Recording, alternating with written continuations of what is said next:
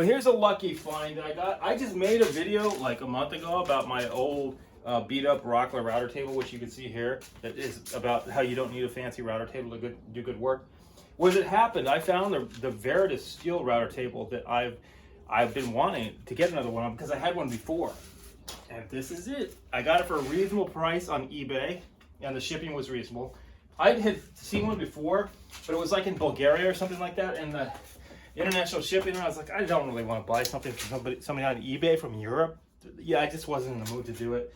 I didn't really need it, so it not only was going to cost a lot to ship, even though the price was reasonable, it was going to cost a lot to ship to the States, so I didn't go for it.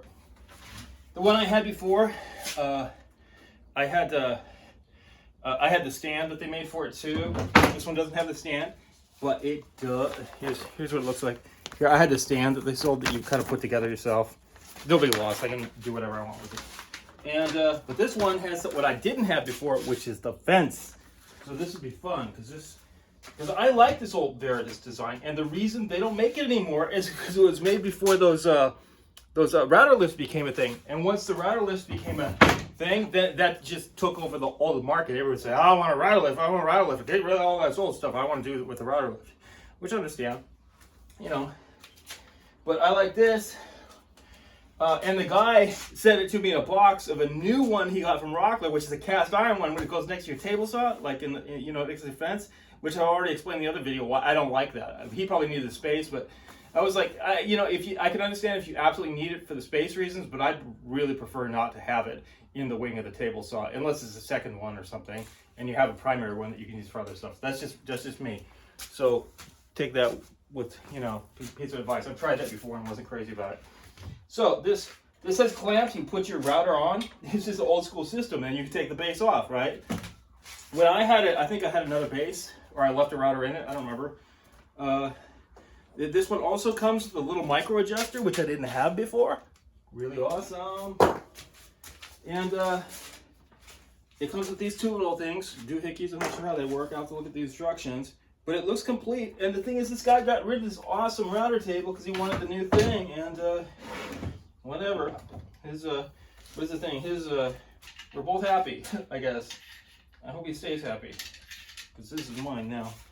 And this is, these are the clamps, and you clamp your fence on with these. And if you like what you see, maybe take a look on eBay and put some alert on Craigslist, or I don't know, or whatever.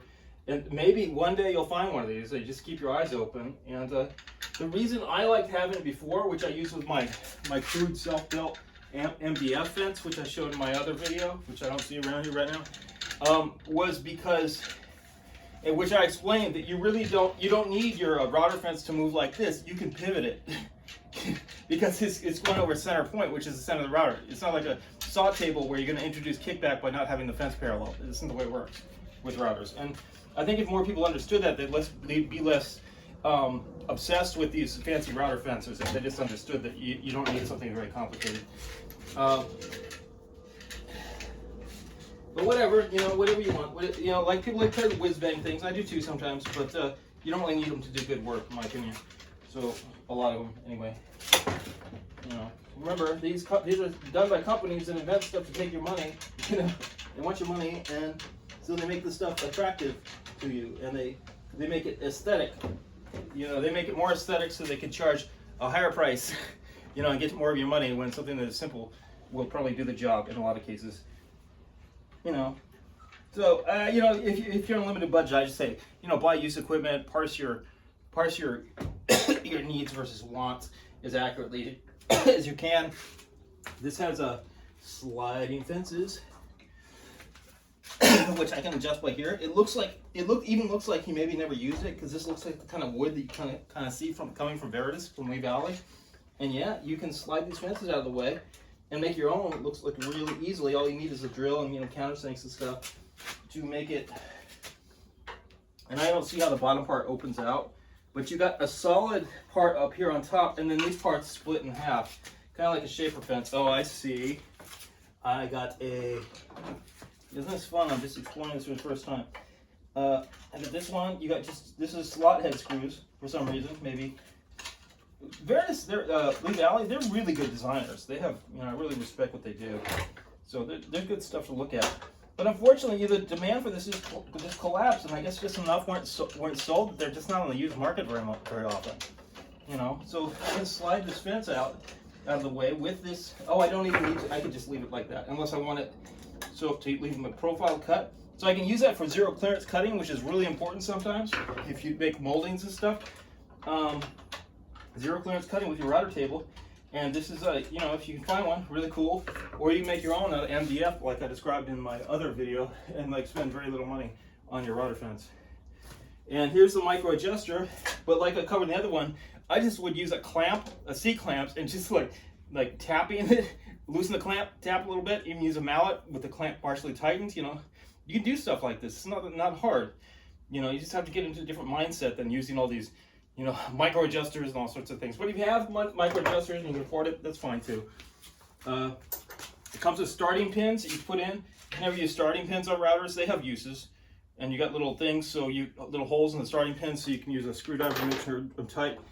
I do not see in the box that he included the wrench, which is this special wrench. It's just a bent piece of wire. And he only included 2 of these. Veritas may still have them.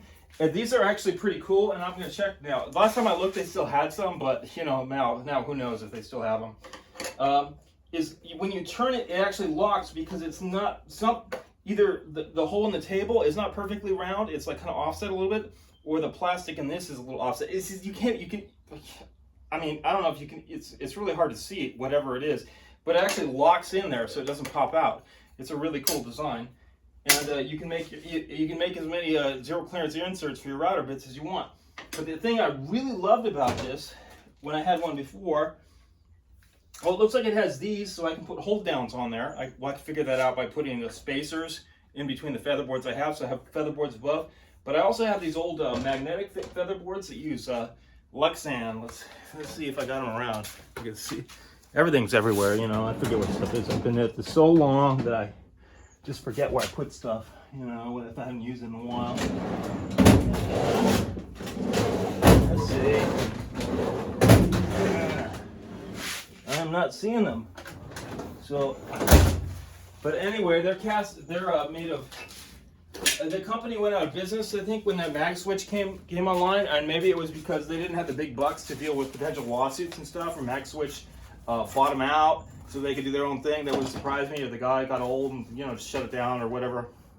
But they were pretty cool because they would put pressure from both the side and from the top. They have a thing on the top too. There's just a Lexan spring, and it hooked on, you know, on with a magnet. So it's awesome featherboards. You don't have to mess with clamps at all. It's just magnets on there, you know.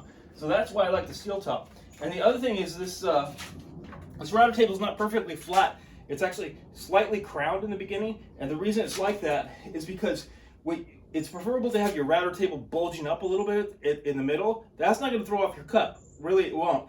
But if it's sagging down in the middle, that can be a problem unless you have featherboards which are pressing it down into the cut. Because if you don't have that close to where the bit is and there's a sag there, what will happen is you'll get an inconsistent cut at the bottom because your wood won't always be right along the thing exactly where you want it. It's kind of hard to explain, but it just makes it more fussy. I'd rather have it stick up or be flat than have it be making a depression. So it's bulging up a little bit at the top. It's only slightly. They thought about this because the weight of your router is going to pull it down a little bit, especially if you have a heavier router. And as I recall from the original ad, they said that it was made so you could hang up to 18 pounds from it, I think. It's pretty heavy for a router. I mean, I don't know what those big cables weigh, but, you know, Speedmatic, probably 18 pounds, something like that. So this would be a good thing to look for if you want a swell router table. Take my word for it. And if you don't like it, you can probably sell it pretty easy.